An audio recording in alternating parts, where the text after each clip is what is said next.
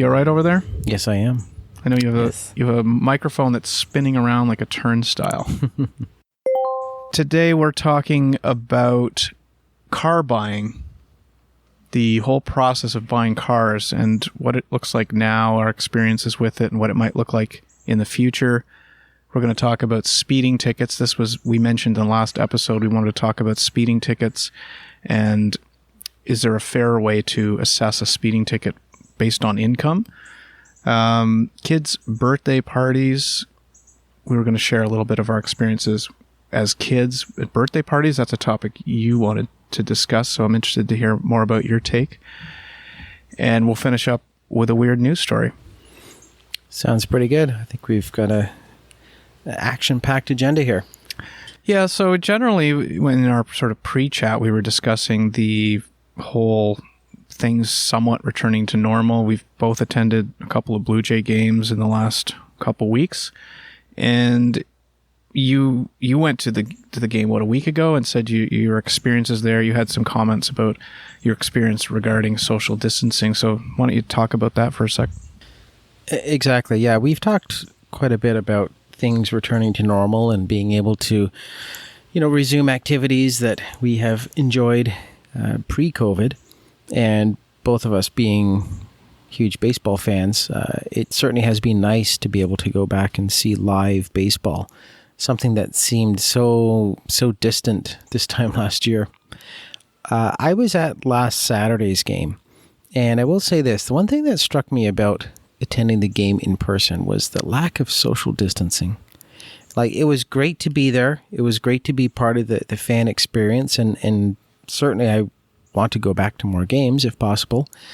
But with everything that's going on with all of the safety protocols and, everything you hear about making sure you adhere to proper social distancing measures, there was a complete lack of it when I was at the Rogers Center. And you've been to a few games yourself, and I'm sure you've probably experienced the same thing. So just kind of wanted to kick that off and get your thoughts on that. Just kind of what we were talking about with the previous episode with, the whole COVID vaccines and everything. And in the latest news is the fact that beginning, I believe, the next Blue Jays homestand, or I think it's September 13th, yeah, that you now have to have proof of vaccination to be able to enter the stadium. So there we go. Already, there's your proof in the pudding that COVID vaccine passports are here, and they're a very real thing.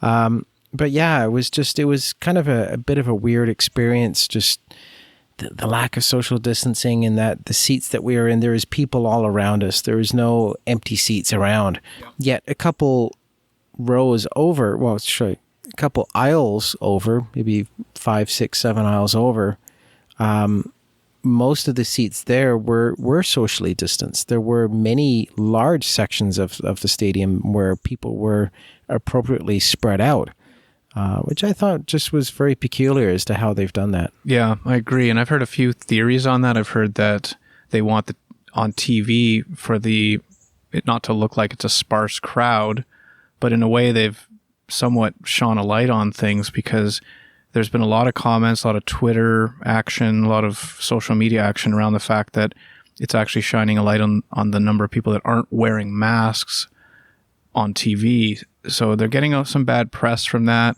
and I think that's what led to this change in protocols.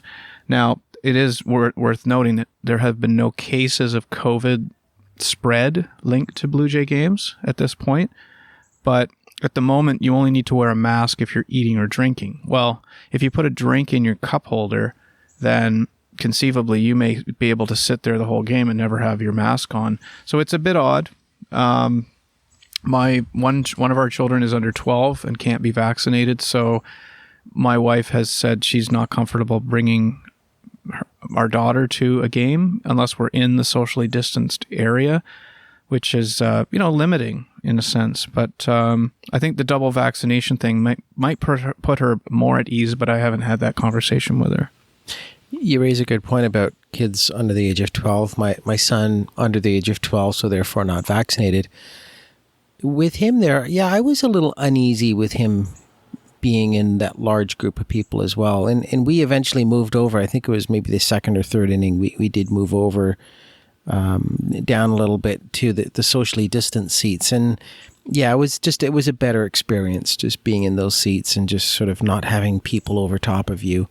It's actually not a bad way to watch a game where you don't have people in front of you, beside you, or behind you. Yeah, I actually preferred that. Yeah, not having a ton of people around you, especially on a hot summer day when, you want some room to spread out, or you want to be able to sit in the shade, choose where your seat is. So yeah, it was just a weird experience. It's just very sort of contradictory with everything we've been sort of brainwashed to believe in the media right now. Yeah, it was a bit odd, and it kind of caught me by surprise. Okay, so I wanted to talk about the whole process of buying a car. And I bought 3 or 4 cars, I guess, since I was at the age that I could drive, and since being able to drive, I've had 3 or 4 buying experiences. And what I wanted to discuss today was, in general, how do you feel about the traditional way of purchasing a car, which is to walk into a dealership and talk to a salesperson, and they show you the car and you can ask your questions. However, these days there's new options that are coming around, like online car purchasing is starting to become something that is possible now to do. I think Tesla, for example, doesn't even have car dealerships. Like you arrange appointments and you meet somebody and then you go for a test drive, but a traditional like dealership experience, I don't believe Tesla, when you purchase a Tesla, that's not the normal experience. So in general, let me start out by asking, in general, do you find the car buying experience a pleasurable experience? I wouldn't call it a quote-unquote pleasurable experience, but I don't find it an unpleasurable experience. And let me explain.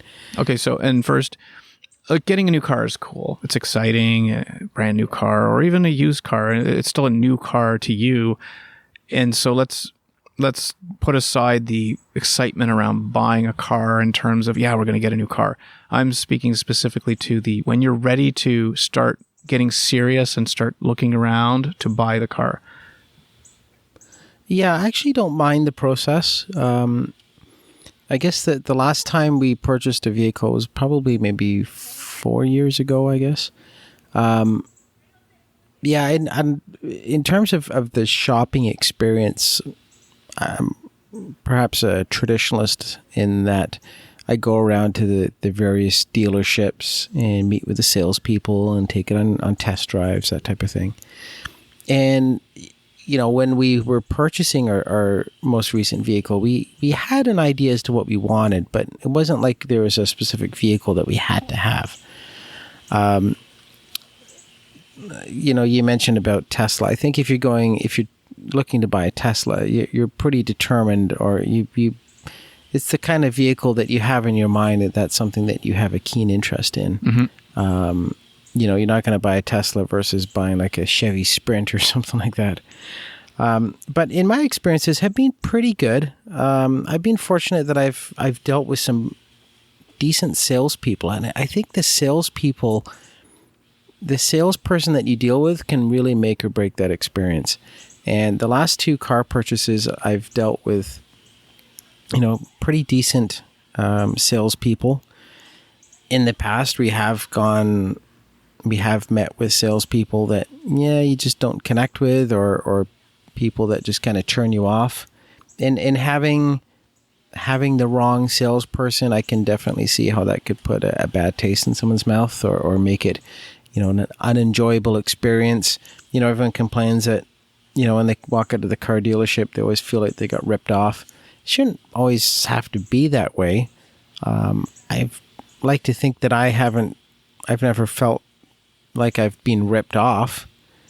Everyone wants a good deal when they buy a car, but at the end of the day, purchasing a car, it's never going to be a sound financial decision. You're always going to lose money one way or another because of it's something that's going to depreciate in value. So you need to kind of put that in your mind, knowing that, you're going to pay more money than what you really want, it's hard to find a good deal on a vehicle. So, well, people come in now, though, so much more educated when you can search online and look at what prices are for cars. But, I mean, my experience, I've never had too many, maybe, have I ever had a negative experience purchasing a car? I've definitely had that, like, slick salesman sort of thing going on where, what's it going to take to put you in a car today, sir? Yeah, like, I can't stand that. Exactly. Yeah. No. I feel like as soon as I pull, as soon as I park my car and I get out, I feel all of a sudden I've tripped all the radar within the dealership that I've been noticed as soon as I've pulled into the parking lot, and that eyes are on me, and that I can start walking and I can already feel out of the corner of my eyes, I can see the activity inside the dealership, and then one person will emerge, I guess whoever's turn it is, or the top sales guy, or however these things work. I just feel like I'm being preyed upon when I'm in a car dealership. Exactly. Yeah. There's that stigma of the slick car salesman, and I would never buy a car from someone like that anyway. In many years ago, my wife and I went for a test drive once, and we had asked the salesperson in terms of pricing of the vehicles, and I think his exact words were, "I will tell you about the price once we've done the test drive." Right. So he's going to tell you how it's going to work. Yeah. He wants you to drive the vehicle first, and then he's going to try to sell you on it. It's like, no, come on. That's just playing stupid games. That immediately turned me off. I'm like, don't. I think as soon as we finished the test drive, I'm like, all right, well, thank you. Bye-bye. Yeah. Now about that price. Yeah. But you know what, though? I have had good experiences, as I mentioned before. I've bought a couple of Hyundai vehicles in the past, and there was a salesperson that we've dealt with, and he was excellent. Very nice person to deal with. And we actually went back to him a second time. We actually sought him out, when we were upgrading our vehicle a couple years later. So when you have a salesperson that you enjoy dealing with, you want to use that person and give them referrals. Because it's it's a good thing when you can finally find someone that you're comfortable having that business transaction with. I think the thing that kind of is a bit irritating is when, no matter how good your salesperson is, when you have to get the top sales manager, like they disappear into the office. And, yeah, let me see what I can do. I'll be back. And, yes, I was going to say it's all smiles and chuckles until it's time to actually make the deal. Like, I got to go talk to my business manager. And now, does Hyundai have it's the price is the price, or is there room for negotiation? There's still room for negotiation. And yeah, especially if it's like a demo vehicle, they can throw in like free oil changes or free tinted windows or something like that. So yeah, there's always room for negotiation on something. But yeah, it's the thing that does get tiring is the fact that, at some point someone disappears into an office or a little room somewhere and comes back with like either good news or bad news as to whether or not we can give you the price that you want, or we can, give you X number of oil changes or something like that. I just feel like you're kind of being nickel and dimed. So let me tell you about my first car buying experience. I was in a Toyota dealership here in Toronto. And I took my dad with me. I was probably 20 at the time. And I took my dad with me, and I'd already seen the car and identified that I wanted this car. And now it was time to, start talking about pricing and purchasing the car. And I remember the sales lady, I didn't know anything at the time. And this was 20 years ago. So you didn't really have the same resources that you have now, like with the internet. Hold on, you're 49 years old. 29 years ago. Let's get that right. God, was it? It was a 1996 Toyota Corolla. All right, then I guess you would have been about 24. Okay, so I was a bit older. Now, I had looked, I think the price was $15,000. That just rings a bell for me. And I think I just figured I'll ask for like 12,000 or something. I just put the number out, and I remember the salesperson saying to me, if I were to take that deal into my manager's office, I would get laughed out of the room. And to me, it was just like, oh God, well, that's horrible. Like, looking back on it, I would just say, well, go for it. I don't care if you get laughed out of the room. But that was like one of the techniques, right? I mean, I bet you that phrase had been echoed inside of those dealership walls twice, 3 times that week, you know? Yeah, especially being, 23, 24 years old, however you were, being able to school a young guy like that to say, shame you into thinking that you were going to try to get a deal or take advantage of a seasoned salesman. Yeah. Yeah.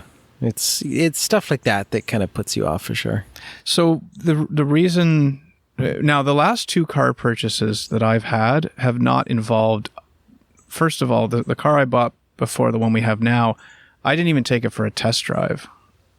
We had a Honda Odyssey van, and I knew it was the best of the minivans, and I hired an auto broker that I used to find me the best deal. And so what they do is they charge a fee. I think it's about $300 or so. And they will go out. You have to give them the vehicle you want. You can't just say, hi, I want to buy a car, and then they start shopping. They need to know specifically what model you want. There's a frickin' bee flying around here. You have to know what model you want, and they go out and scour the market to find it. And I would say best money I could have ever spent. Yeah, that does sound like a good idea. I haven't used one myself, but from what you've said, and I know a few other people that have used an auto broker, and they've said good things. It's great. Yeah, as you said, you have to have a little bit of an idea as to what you want, but... Like, I knew roughly what I was going to be, what I would have had to pay just from my research, and she was able to get it down to 2 dealerships, and not only was able... I think the dealership I bought it from was like 2 hours from Toronto, and they actually shipped it to the dealership closest to me. And I knew that I got the best deal I could have got, and I didn't have to get involved in any negotiations with anybody, any, showmanship or sales techniques or anything like that. And then when we bought our last car, I got the same company to source the vehicle we have now. Same thing. I didn't have to deal with any dickering of price or anything like that. And that, to me, it was well worth it. Yeah, I'll say that was probably well worth the $300 or whatever it is. Yeah. So that now what I do want to talk about is I believe that the future of car buying will be drastically different. It's already changing, but I believe the dealerships as we know them today will not exist in the next... I don't think dealerships will even be around within the next 10 years. What do you think? I'm going to say no on that. I think there will always be a place for dealerships. I agree with you in the sense that the car buying experience will definitely change. I think you will see more people likely using brokers. There will be more online shopping, I think. But I think there'll always be a need for dealerships because at the end of the day, there's still people that just want to shop and have no idea what they want to buy. They just want to go around, test drive a bunch of vehicles, take a look. There may not be as much of a need for dealerships in the sense that maybe we don't need, let's say 1,000 car dealerships in the city of Toronto. There may only be 600 or 700 car dealerships. I'm not just throwing out numbers here. I don't know what the exact numbers are. So yeah, I think that ultimately there might be a reduction in car dealerships because of the fact that people are exploring alternate means, and that's just the way of the future. But yeah, I think the traditional car dealership, there'll always be a need for that. I think people will always... There'll be enough of an interest, certainly beyond 10 years. Who knows, 50 years from now, 50 years from now, we could all be driving self-driving vehicles. So, well, that's the other thing. Yeah. That is important to comment because I think that in the next 10 years, most if not all vehicles will be self-driving. I picture having, you will go on the internet, you will do all your research, you will push submit, and a car will be driven to your home. You'll get in it. Maybe it's self-driving. I don't know. You'll get in it, you'll drive it around, and then the dealer, whoever that is, will take it back to the dealership, and then you can do the same for the next car. Gone will be the day. I'm making this prediction right now. 2021? By 2030, dealerships will not exist. That's my bold statement. By 2030? Yep. So they're gone. Less than 10 years from now. Yeah. So, 2031. Okay, so, they're gone. Yes. So let's mark this day. So in 9 years from now, when you and I are doing our 800th podcast, 800th episode, if we've talked about this, we can then bring this up as a topic to say, okay, where are we at with that prediction? Well, let's check in on it 5 years from now and see where we're at with it. Yeah. Future of car buying, changing. I want to share, or will be completely different. Now, I want to share a few stats before we move on. So I got this from a website called V12 Data, and there's a number of statistics I found interesting here about the car buying experience. It says 87% of Americans dislike something about car shopping at dealerships, and 61% feel they're taken advantage of while they're there. 52% of car shoppers feel anxious or uncomfortable at dealerships. Millennials lead the pack in their dislike, with 56% saying they'd rather clean their homes than negotiate with a car dealer. Gen Xers aren't fans either. Faced with alternatives, 24% say they'd rather not have a root canal than get into car negotiation. Among millennial women, 62% feel pressured to buy right away, and 49% said they feel tricked into buying features they didn't need. I think sometimes the car buying experience might be a little different when you're buying a used vehicle, because you're not really negotiating features on the vehicle. It's what you see is what you get in terms of a particular car that you're buying. Mm-hmm.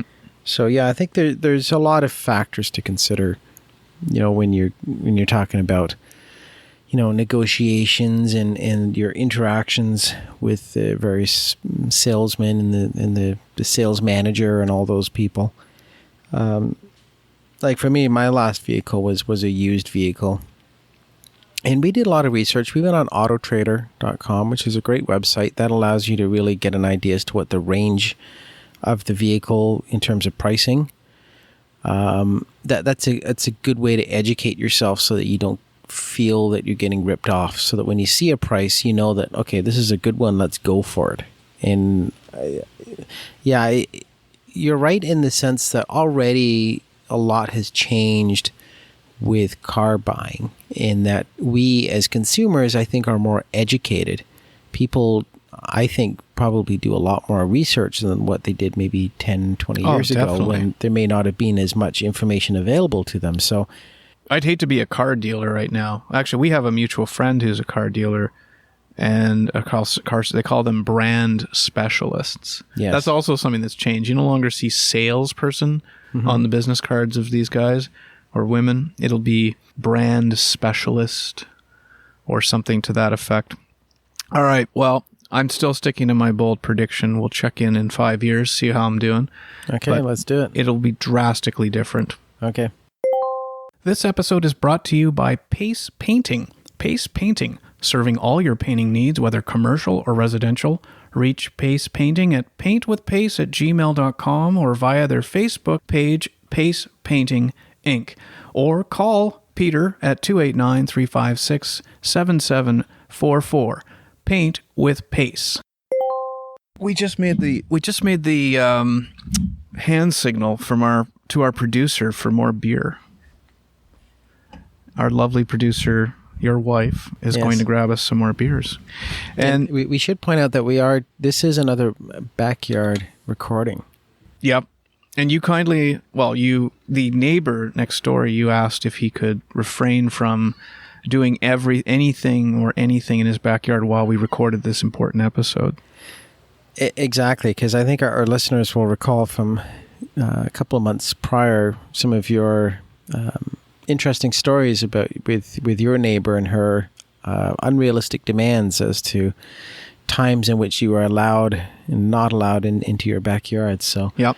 Your neighbor was pretty reasonable. We just said, just don't use your please don't use your leaf blower. Yeah, no leaf blowers, no chainsaws, nothing like that for the next 45 minutes. Okay, we're moving on to our next topic, speeding tickets.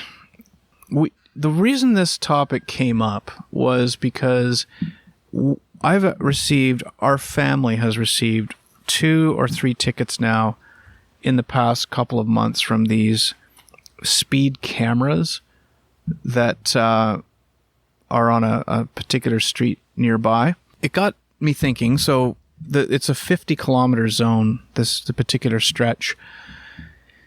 And that's where they're putting a lot of these speed cameras in place, or in these like 50, 40 zones, school zones, things like that. And so if you go, I think, more than 10 kilometers over the speeding limit, which is not a lot really when it comes to how fast that feels, that difference. So you do really have to pay attention. But I got to thinking, okay, so every time we get dinged with one of these tickets, it's about $98 or something like that, which is, a bit of a kick in the pants. It's like, it's enough to not want to get another one. But I started thinking that for somebody that makes, I don't know, $500K a year or $1 million a year, what matter does this have in their minds to get a ticket for $98? And I'll extend that out to a speeding ticket as well. If you get a speeding ticket and it's $300, to somebody who makes a lot of money or is, independently wealthy or whatever, how much do they really care about getting a $300 fine versus some people who maybe don't make a lot of money? That $300 is an extremely high amount of money that could be crippling in a lot of ways. So what I wanted to talk about was, is there a way to balance out these fines? Because it means $100 means something different to somebody who makes $35,000 a year versus somebody who makes $200,000 a year. Well, in the Canadian system, certainly here in Ontario, I think it already is balanced out in the sense that, okay, let's say you get, a $50 speeding fine. Yeah, $50 is not a heck of a lot of money, but I would never take that ticket lightly. I would never just say, who cares? It's only $50. I'm more concerned about my driving record, in the sense that, Right. It's balanced out by way of your insurance premiums. So if I have, let's say, for argument's sake, that 10 kilometers over the speed limit, or let's say like minor tickets, for argument's sake, let's say I'm only paying $50. I don't care about the $50. I'm more concerned about losing points on my driving record and then end up paying exorbitant premiums come the next insurance renewal. Okay, so that's that's an incentive not to get more speeding tickets. Yeah. However, is it fair? Is it fair for you to get a fine for $50 and somebody who makes half the income you make get a fine for $50, or somebody who makes double the income you make gets a fine for $50? Do you see where I'm going with that? I do, but I still think it's a fair system in that nobody wants to get a speeding ticket. Nobody wants to get a ticket. A lot of people want to speed. Yeah, but nobody just, cavalierly, nobody is that cavalier about it or just completely dismisses a speeding ticket in the sense that, oh, geez, who cares? No matter, even if the speeding ticket was $5, I would still be kind of disappointed in myself, thinking, damn, another speeding ticket, because it's reflection of your own driving and the way in which you handle your vehicle. I think there's enough of a disincentive within Ontario itself that I think in some ways the amount that they charge you is kind of secondary. So your argument about if you make more money, should you pay more? I don't think that's going to be a deterrent. I don't think that's going to make any difference as to whether or not people speed. I don't see how that would change any outcomes. So move away the demerit system, because there are some times when you have, like, remember when they had a photo radar on the street? Apparently that didn't impact your driving record. In fact, it was associated with the vehicle, not the driver, which happens in the case of these speeding tickets, the cameras that nailed us a couple times, it actually doesn't care who the driver is. It just looks at the car. So let me go back to it. If remove the demerit system from it, then what? Okay, maybe you could then make that argument. Because that's the way things are going more, okay. is vehicle gets nailed, not driver. Yeah, if it had no bearing on my insurance whatsoever, a $20 fine versus a $100 fine or a $500 fine. Yeah. Yeah, obviously if I was to get a $500 fine, yeah, I would definitely take notice. I'd be pretty upset with myself if I was to put myself in a position where I got that hefty of a fine. So, yeah, okay, I see where you're coming from in the sense that, yes, it should be relatable to what you make. However, I still don't know if that would make any difference in terms of reducing potential violations. I don't know if that would, make any changes to overall public safety. Okay, let me share with you some statistics. So in Finland, they have what's called the day fine system, and it's calculated. The speeding fines are linked to salary. So it's calculated on the basis of an offender's daily disposable income, which is generally their daily salary divided by 2. The more a driver is over the speed limit, the greater number of day fines they will receive. This has led to headline-grabbing fines when wealthy drivers have been caught driving fast. So in 2002, Anssi Vejoki, former director of Nokia, was ordered to pay a fine of 116,000 euros after being caught driving 75 kilometers in a 50-kilometer zone on his motorbike. And another guy, Finnish businessman Rima Kusla, in 2015 was fined $62,000 for driving 22 kilometers over the 50-kilometer speed limit. So, if these guys get a fine for $100,000, I think that's going to make a difference than if they get a fine for $500 in terms of their desire to follow the speeding limit. Because I think you take guys like Dave Letterman, he was notorious for speeding on his way into New York City from Connecticut. And basically he just took the driving ticket, tossed it in the back seat. He didn't care. I guess so. I guess in terms of certain individuals, maybe it does make a difference. I think that would be a very, very small minority of people. I think probably like 95% of people that would be subjected to that would be within a fairly similar income bracket. I'm kind of curious as to how they determine that. So when you get a ticket, how do you know how much you pay? Like when does that calculation take into effect? Yeah, it must somehow be linked to, you must have to somewhere put your salary into your driving information somewhere, or there must be some place where they know what your income is. I don't know how, but that's the only way it could be possible. Yeah, that would be interesting as to how that determination for income is calculated. If they have, double check your latest T4, like your tax statement. Yeah. So I'm sure there's a system in place. We're not sure how, but obviously, I don't know. Is it working in Finland? Like, is it making any difference to public safety, or is it reduced to accidents, collisions, that type of thing? That is a very good question. This article doesn't indicate that it made a difference in Finland. They do say that 1.25 million road traffic deaths occur every year. I think this is globally. Number one cause of death among those aged 15 to 29 years of age.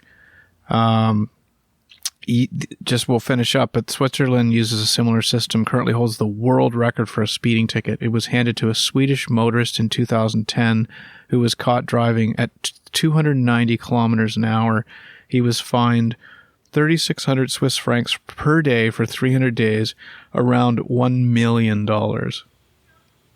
But how much was he over? He was going 290 kilometers? 290 kilometers. So wow. Presumably, okay. I think Sweden has, they obviously have have speed limits. Let's say if we compare it to here, which is 100 kilometers on most of the major highways, this guy was going 3 times the speed limit. Yeah, but keep in mind that in places, well, certainly here in Ontario, if someone was going 290 kilometers an hour, they would probably lose their license. Yeah. You know, if you have extreme cases where... Yeah, that'd be reckless driving. Yeah, where it's considered to be, road racing, then yes, your license would probably be taken away from you. So, yeah, that's a pretty good incentive right then and there. Well, here's a good point. So the comment you made or were alluding to earlier is, would this reduce traffic? Would this reduce speeding? Would it reduce accidents? Is there a problem out there right now with speeding that the current system isn't good enough? We don't have those statistics, but perhaps if it was flawed and it wasn't working well enough, then they do need to look at options like this. Yeah, I think it takes a deeper look into the stats. It's hard to say. We don't have the stats in front of us. If Finland and Switzerland and places like that can show stats that say, okay, traffic collisions have been reduced by 20%, then, okay, maybe we can have that conversation. Maybe that's something that's worth exploring. Without having those stats in front of me, I have a tough time believing that would make a huge difference in overall traffic safety. As I've stated before, I think there's enough measures in place, certainly here in Ontario, with the demerit point system, in that I think 99% of drivers are certainly not seeking to get tickets, or if they get a ticket, it's purely by accident or just a momentary lapse in judgment or carelessness. So yeah, I think that the demerit point system is an effective system. It certainly is for me. As I said, I'm as a driver. Yeah, I've had a couple of speeding tickets in the past, and even though you may get the ticket reduced by reducing it to the minimum amount where you're not paying as much money, there's still a disappointment in yourself that you allowed yourself to get fined, or you allowed yourself to get caught. And as stated before, just the worry as to how this would affect my insurance, that in itself was enough of a deterrent for me to say that, geez, I got to be more careful out there. Yeah. And I have been careful. Like, as I said, I got a speeding ticket about 2 years ago, and ever since then, that stuck in my mind. So it was enough of a punitive, the fine plus the worry about insurance and other things was enough of it was punitive enough to make you think twice. Yeah, exactly. Kids' birthday parties. I was just looking at my note from you from earlier about kids' birthday parties. You wanted to talk about this. You said, what are some of your best memories of some of the birthday parties that you attended? How have kids' birthdays changed over the years? Back in our day, it would have been unheard of for a parent to spend $500 on a kid's party. Why is there now an expectation that they have to be this big an ordeal? Yeah, I thought this was a interesting topic because I think as parents, we can all relate. We've all been in that situation where we're trying to organize a kid's birthday party or trying to figure out, okay, geez, what do we do for this kid's birthday party? With COVID, I guess it's been a little bit easier because now you don't have to invite people. Yeah. You save a little bit of money, so maybe there is some incentive there. But yeah, in all seriousness, where I was going with this is that, when I think back to my own childhood, I have good memories of some of the birthday parties that I've had, and my parents never spent a ton of money. To me, some of the best memories of some of my birthday parties when I would have, I guess 3 or 4 close friends over, and we'd order up for pizza. I had a pool in my backyard, so that certainly helps in terms of entertaining your friends. Mm-hmm. But typically we'd finish off by going to see a movie. And it's something that's pretty simple and straightforward. It doesn't cost a lot of money. It's just for, 4 or 5 kids to go to the movies. But I'm thinking about kids these days, and we're all guilty of it, of organizing the kids' birthday parties, and then several $100s later, it's like, wow, I spent more money than what I had intended or what I wanted to spend.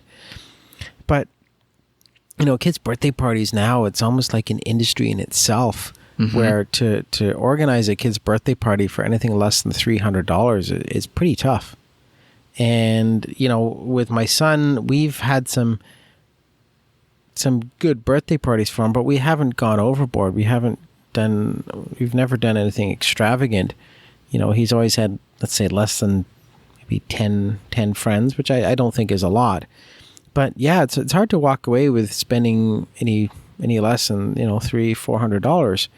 And really, the sky's the limit, because for some of the places that my son has gone to, he's been invited to, as some of his other friends parents have paid for. Some of these places are got to be at least $600, $700, $800 for a kid's birthday party. Yeah. I'm thinking, wow, how did it ever get to this point? And you're not even inviting the whole class. Like, there's certain kids' birthday parties. Yeah, the old days, as kids, the whole class came. Like 25 kids would come over to your house. And I never did that. I never had the entire class over. Oh, I just selected, 4 or 5 so you of my excluded closest some friends. Kids. Yes, I'm an excluder. But no, I think it's... Did you go to Paul's birthday party? No, I wasn't invited. Yeah. You know how many kids are maybe as adults right now traumatized by the fact that you didn't invite them to your birthday party? Well, some of our listeners might be some of those people that were not invited to my birthday party. Yeah, well, they won't be listening anymore. Yeah, if only they knew that they were going to the birthday party of a famous future podcaster. But yeah, in all seriousness, the whole idea, do you invite the whole class versus just kind of selecting a small group? I was never into that where I got to invite the entire class where you get 30 people over to your house. First of all, my parents would never have allowed that to begin with, but I didn't really want it anyway. But yeah, even now, even if you did invite the whole class, that would cost even more money. So I'm just kind of curious what your thoughts are. You have 2 kids. What have you done? Yeah, I think we did a couple of, like, I don't even know what you call them. Well, one time we did some sort of a martial arts thing, and I don't remember how much it cost, but it wasn't a large group. It was probably 7 or 8 kids. I would say, if I think back to my childhood, some of the best birthday parties I attended, one time we went go-karting. One of the parties we did, and the kid, I guess, wanted to do that, and we went go-karting. And I would say that's probably similar to what you would call extravagant today. Like, to take 10 or 20 kids go-karting today would probably cost at least $1,000. But that was a fun memory. We had one party we went to. The father of the kid was a high school gym teacher, and we went over to the school gym that he taught at on a Saturday, and he had got the gym made available, so we played floor hockey and basketball, and that was actually a really fun party. I do remember, I think most of the parties that we had, or I had, were the whole class came over, 25 kids. It was a backyard kind of thing. And pizza. Oh, going to pizzerias, like, what was the name of that pizza place? Well, there was Frankfurters, but there was another one, Mother's Pizza or something in Whitby. I think you're really dating yourselves on these. I'm going to Google search these pizza places. No, you won't find them. This is pre-Google. But yeah, so I generally enjoyed the kids' birthday parties that we hosted, or that I had as a kid. Now, honestly, I think $300 is really not that unreasonable when you figure, like, that's $30 a kid. Yeah, well, that's the minimum. And we've done some interesting stuff for my son in that we took him to an Oshawa Generals game. We've done that. And that, I think, was about $30 a kid. Mm-hmm. How many kids? Well, I think 10 kids. Yeah, so there you go. But no, I think $300. You'd be hard pressed to find something for under $300. Well, then you got the food, and you've got. Well, I don't know. No, I don't think they gave you any food. Maybe like a cupcake or something like that. You mean you had these 10 kids sitting in a hockey game for 3 hours, and you didn't give them any food? Well, there was like cupcakes and snacks and stuff like that. But no, it wasn't like you weren't feeding them dinner. That reminds me of when I used to go to Blue Jay games with my dad versus someone else's dad. I remember it was so painful when I went with this one dad who refused to buy anything from the concession stand to like the 5th inning. And I would just squirm in my seat. Like thinking, oh my God, please, do I have to wait to the 5th inning to get something? Yeah. Hated that. But yeah, like kids' birthday parties now, as I said, it's $300 is considered cheap. Yes. Yeah, I'm sure that most people probably can spend up to $1,000 on a kid's birthday party. Absolutely. Especially when they have a couple of kids, $1,000 a pop on a kid's birthday party. Yeah, a jumping castle. And why has it become that excessive? Why has it become such a big deal to have this big extravagant birthday party? And the last couple of years, and granted, it's kind of hard to kind of determine that with COVID, the last year and a half, but should we be kind of trying to downscale things? Like instead of having 10 kids or whatever, like just have 3 or 4 of his closest friends and find something that maybe doesn't cost as much. Should we be kind of pushing back and saying, yeah, this is ridiculous that so much money is being spent on kids' birthday parties? Because you're right, it has become a big deal. It has become an industry in itself. Yeah. Well, the demand has been there, which is why there's an industry for it. People are paying for weddings, it. Right? But you think back, 30 years ago, our parents would never have paid that kind of money. And maybe there's we live in perhaps more better disposable times. income. Yeah. More two-parent income families. And so I'm just struggling to understand why you have an issue with this. Just because I think that there can be signs of pure extravagance. I think spending $1,000 on a kid's birthday party is ridiculous. I really do. I'd rather spend. What are you money. Worried about? If someone spends $1,000, why does that affect you? No, it's something that I would never do. I would rather spend that money on a gift than having this big extravagant birthday party where it's just a popularity contest. But hey, I guess some people want experiences, not material items. If you want to spend $1,000 on a birthday party, then it's your money. Why does this make you angry? It's just an observation. That's all. I wouldn't say it makes me angry. It's just not something that I would do because I never had the big birthday party as a kid, and I never missed out. I don't feel like I missed out. I have very nice memories of past birthday parties, so I just think it's a bit unnecessary to spend several hundreds of dollars on kids' birthday parties.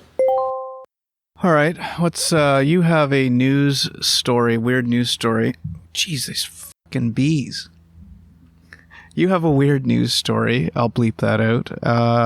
Why don't you tell us a little bit about this? It sounds like from when we had the pre-chat that it's somewhat related to the story, or the theme of it is similar to the story we shared in our last episode. So why don't you tell us about that? And don't play with the speaker wire.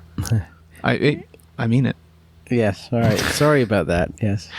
Go ahead. I'm the one who edits this thing, so right. The less technical fumbling around you do, the better and easier it is for me. So sorry. Go ahead. Weird news story. Okay. Tell that to the bees. Actually, it's wasps. Are they yeah. Bees are friendly. Wasps are evil. Yeah. So the reason I wanted to bring up this weird news story is because the theme of empty beer cans comes into play. Last week, the last episode we talked about the guy with all the empty beer cans in the back seat of his car. So the headline here is "Hellish Hoarder Takes Off, Leaves Behind Thousands of Beer Cans, Rotting Food, Lots of Poop." A lot of stuff to absorb in that headline. Jesus. And we will include the photos here on the show notes. Again, you have to see it to believe it. It really emphasizes the story when you can see the actual photos and realize what a horrible situation this is.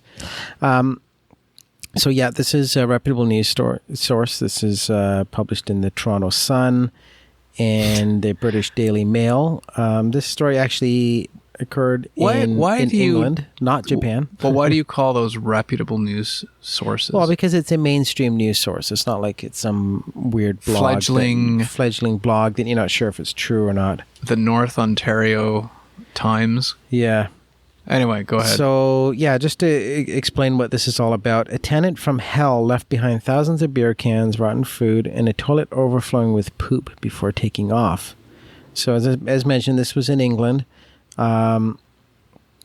So, yeah, this individual had a tenant who was renting a house.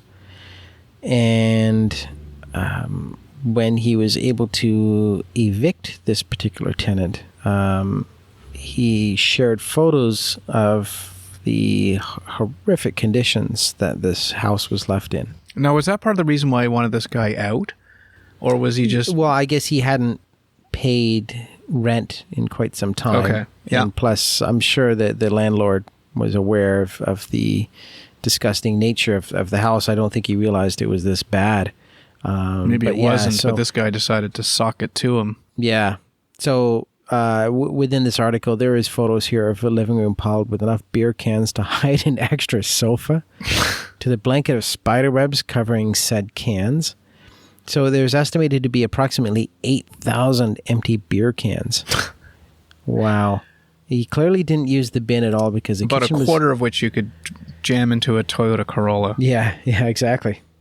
So yeah, the kitchen was full of food waste. The living room was half-eaten kebabs and moldy loaves of bread all over the floor. Garbage bags full of cigarette butts. Half-eaten kebabs. The floor wasn't visible due to the thousands of beer cans. So the bathroom, this is where it gets a bit gross. The toilet was piled high with toilet paper and feces.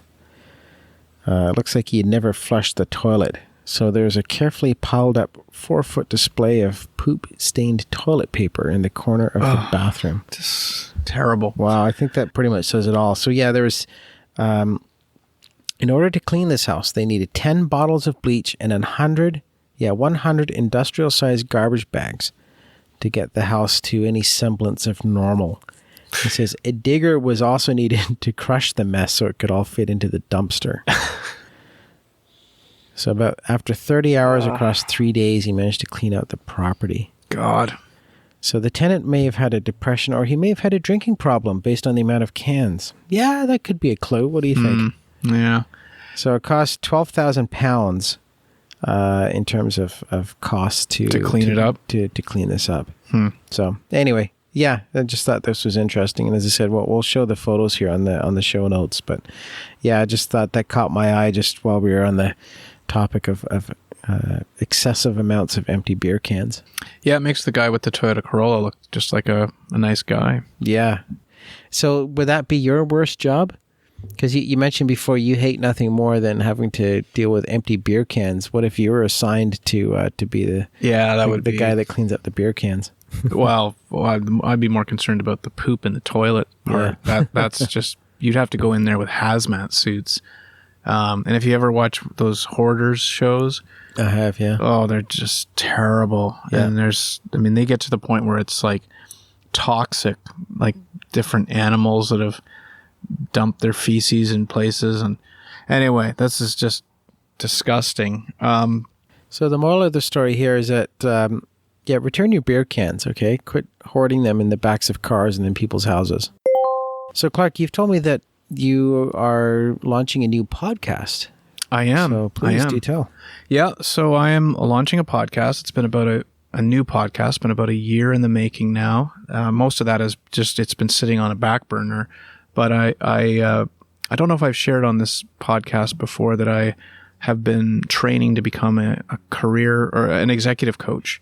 And the podcast that I am going to be putting out will be it's called The Coach's Compass, and it's a podcast designed to help new and experienced coaches learn from seasoned veterans of the coaching industry. So it's an interview style format where I'm going to bring on various experienced coaches and ask them about, the ins and outs of marketing and how they get clients, how they make money as coaches, how they pick their niche, the best advice, the worst advice they've got as coaches, and so that I can learn from it, and hopefully others will also be able to learn from it, because I found there was a shortage out there of podcasts that addressed this topic. For those that were studying to become coaches, how could they learn from a podcast how to do that? So that's my podcast, and it should be coming out in about a week or so. It should be out. That sounds great. So this is a brand new, as you said, what's it called? The Coach's Compass. Coach's Compass. So this is something completely separate from we've talked about this. Yep. But I'm going to use all my experience from this podcast and use it on my new podcast. It'll be different because it's an interview style format, which I like a lot. Going back to my, dreams of being a newsman, this will be a chance to tickle that skill set. Absolutely, yeah. And admittedly, I don't know a lot about coaching, so yeah, I would very much be interested in listening to this podcast to educate myself as to how the process works and learn something about it. Well, that's actually something I hadn't even thought about, is that if you've never had a coach before, listening to this podcast might give you a sense of what being coached could do for you as far as helping you in your career or your personal life. So I didn't even think of that the another benefit of this would be for those that want to have thought about getting coached, some of the things that coaching can bring. Okay, well, next week I'm on vacation, so we probably are going to have a little bit of a gap between this episode and the next, but covered a lot of stuff here, and until next time. Yeah, I'm on vacation as well. Next week? Yes. Yep. And we're not going to the same place? No. My wife and I were going to Quebec City for a few days. You're going back? No, you weren't there already? No, we haven't been to Quebec City. You were there 2 weeks ago. No, we were going to go, but we didn't end up going. You didn't tell me that. We went to Montebello, Quebec. What are you going back to Quebec for? No, this is Quebec City. It's a completely different still place. Quebec.